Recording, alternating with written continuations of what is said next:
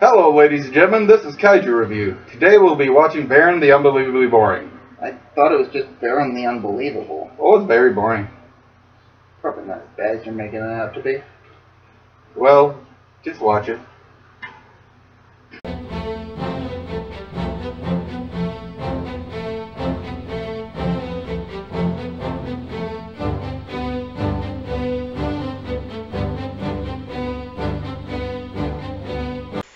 The film's American protagonist, James Bradley, explains the backstory of the film.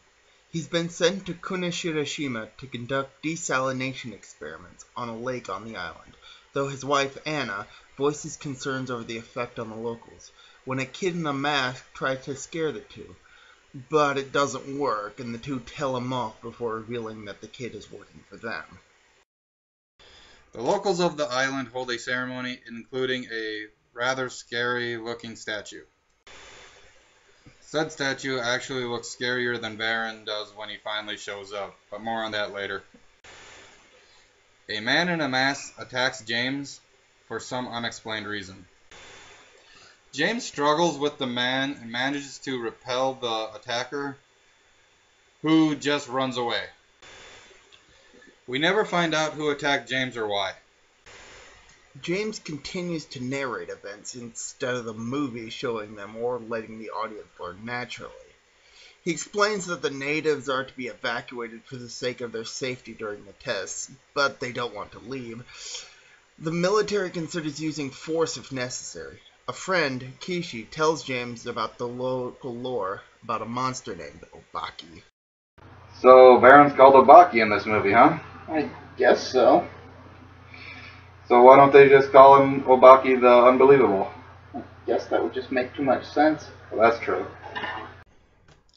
Tanks and heavy artillery are brought in to forcefully remove the natives.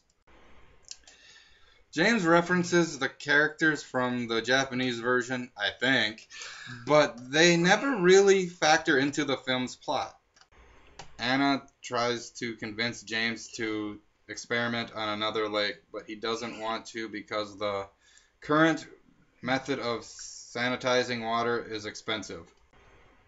Anna was worried about James' reputation after hearing what the locals are saying about him. James talks with Kishi about the rumors relating to the pressure he's placing on the natives to stay out of harm's way. James decides to allow the natives to stay in the village during the experiment, but asks that they be kept away from the lake during the experiments. James returns to his wife and begins to repeat everything he just got done telling Kishi. The military brings in food and supplies for the villagers while the experiment begins. This is a monster movie, right? Yeah. So where's the monster? Or anything interesting for that matter? No clue. As the experiment continues, the tests appear to be negative, meaning the experiment is failing, and James grows frustrated that he may have to use his supply of chemicals in a warehouse in the only modern city on the island.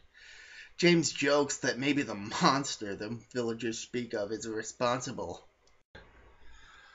Almost a half hour into the film, Obaki finally shows up, emerging from the lake, being fired upon by a soldier who happened to be nearby. The soldier is later found dead, but Obaki has vanished by the time James and Kishi arrive. The next day, they begin the investigation of everything that happened the previous night. More soldiers are brought in to help out the investigation and set up what appears to be weapons. James tries to get his wife to leave for Tokyo when another tremor occurs and Obaki emerges from the lake once again. The military attacks the monster. Kishi drives up to pick up James and the two leave to join up with the rest of the military, but Obaki vanishes before they arrive. Obaki emerges once again as James tells Anna to hide in a cave. The military attacks the creature again as we finally get a good look at the monster. And Obaki actually looks pretty decent considering how stupid the rest of the movie is. Obaki continues to head inland as the head priest of the village tries to stop it with a holy stick. It doesn't work. The military retreats as Obaki continues to advance. James asks that as many planes as possible be brought in to stop Obaki. Obaki rampages through the village, destroying houses all over as villagers finally leave the place. Only took a giant monster to convince them. Anna begins to blame herself for a giant monster attacking the village, but James tries to tell her otherwise. Obaki keeps destroying houses. Obaki scares a guy into falling off a mountain as James, Anna, and Kishi hide in a cave. Obaki tries to get at them in the cave, and the scene is literally the only time the monster has any interaction with the American cast. Then he just wanders off. Obaki attacks a small boat and planes fly in and try to bomb Obaki from the air, but he swims pretty fast, thus he avoids injury. The military takes casualties as Obaki knocks a plane out of the sky. As the main cast head to Onita, James narrates that the chemical used in the experiment might be useful against Obaki. He also mentions one of the Japanese cast in Onita knows how to handle the chemical, but they are unable to contact headquarters about it. The radio isn't working. As the military continues their vain assault on Obaki, James theorizes that a more concentrated form of the chemicals used in the lake may have an effect on Obaki, and he and Kishi continue to work on fixing the radio in order to get that message to the military. Obaki arrives in Onita and attacks the airport, though the military still tries desperately to stop him. As Obaki rampages through the city, destroying buildings as he goes through, the military continues their assault. James finally gets through to headquarters and informs them of his plan. As the military uses flares to lure Obaki into position, the military uses some chemicals on Obaki, though it only seems to make him more aggressive.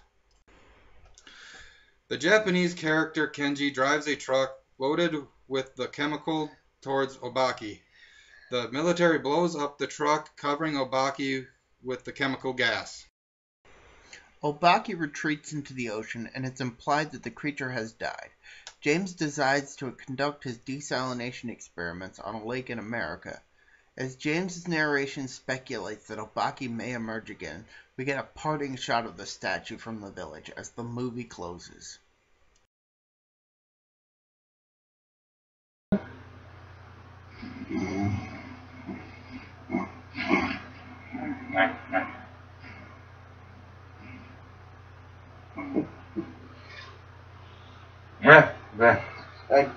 Yeah, it was as boring as you said it was. Told you so. If you're an insomniac, it's to put you right to sleep. Otherwise, don't bother. Well, till next time, Kaiju Review fans. This is me, Protomet. And Kaiju Master. See ya. Peace.